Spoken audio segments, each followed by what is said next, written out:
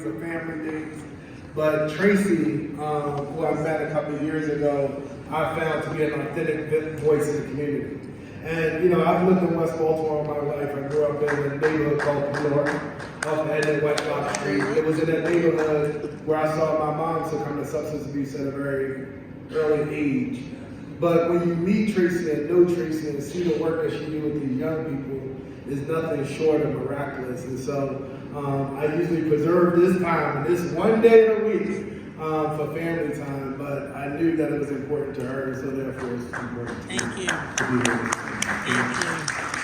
you. Really, like Donnie said, my call to service was really, growing up in Penor. When I was in middle school, I became a part of the after-school program called Youth United for Success.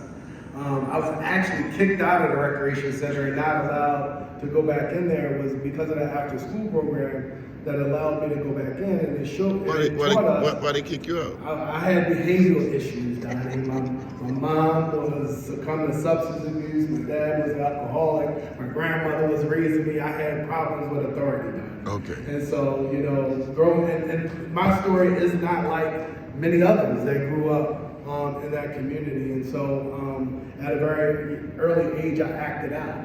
But it was this after-school program where some young adults around White Lock Street said, "Hey, why don't you come to this program?" The rec center's like, "He's not coming in here." And they spoke up for me and allowed me to come in, and that program changed my life. And so when I see Tracy working with these young people and taking time out of her own schedule, I find it my obligation to give back to the same type of programs they gave to me. And so, beyond that, I became really involved in the community. It was in 1998 when I first worked on my first political campaign. For years up until then, I was just an activist. We used to walk up and down Francis Street and Edmond Street, and we used to carry signs that said, "Say no to drugs," and all that other stuff. And when in 98, I realized some of the same things that I wanted for my community, other communities wanted as well. And so Penn has always been the single focus of my attention as it relates to wanting a better Baltimore. And in 2021, as Donnie mentioned, I created the West North Avenue Development Authority. And the reason why I created the Development Authority, because early on, and Twin knew this, because he knew my mom coming up. Her name was Sonia Hayes. On the streets they called her Pinky, right? But it was, when I came into the legislature, it was a focus to make sure that we provided resources to those who suffer from substance abuse. And I passed a piece of legislation called Keep the Door Open Act, which provided $365 million for people that were struggling with substance abuse and mental health. I also passed a piece of legislation giving $300,000 to James Bossier Baseball. Yes. Funny thing, Twin, people was more excited about the $300,000 than they were the $365 million because it was something that they could see, right? It was pouring into something in the neighborhood that had been there, that people knew, that they were familiar with. And so although $365 million for substance abuse and mental health, it was a little too big for people to really imagine what that was, but they knew and they could see the $300,000 that life was changing.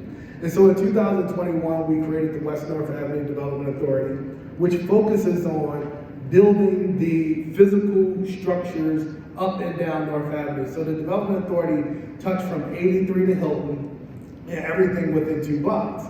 Because the hope is, if we're able to get the most visible street in West Baltimore, which is North Avenue, if we're able to get that together, that the overflow will start to go into all of the communities that surround it, right? And so we start with $500,000 in 2021. The next year we went to 1.5 million. The following year in 2023, Governor Moore was elected and we went to $11.4 million. Last year we had $16.4 million. And just this April, as we ended the legislative session, we were able to secure $21.4 million. Right? And a lot of that is to go towards addressing the vacant houses and really the buildings. And so my call out today is, in addition to the buildings, we need help with the life-saving part.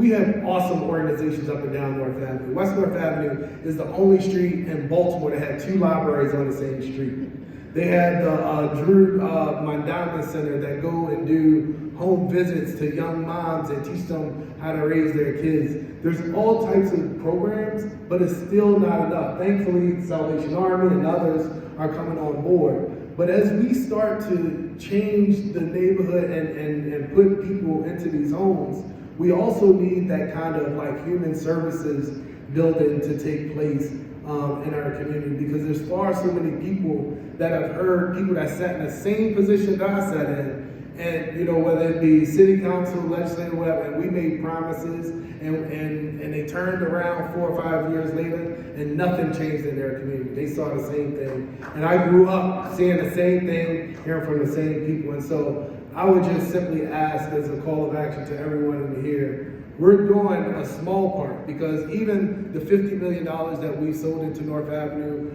so far, the $3 million that Alex is doing with the schools, is still not enough, given all of the neglect that these communities have suffered year after year after year, the hopelessness that these communities have suffered. And so please, please, please, I come here today just to beg you to join us in making sure that West Baltimore is the neighborhood of choice for so many, and that it is the dream that our children and our children's children dreamed of one day. Thank you all so very much for having me.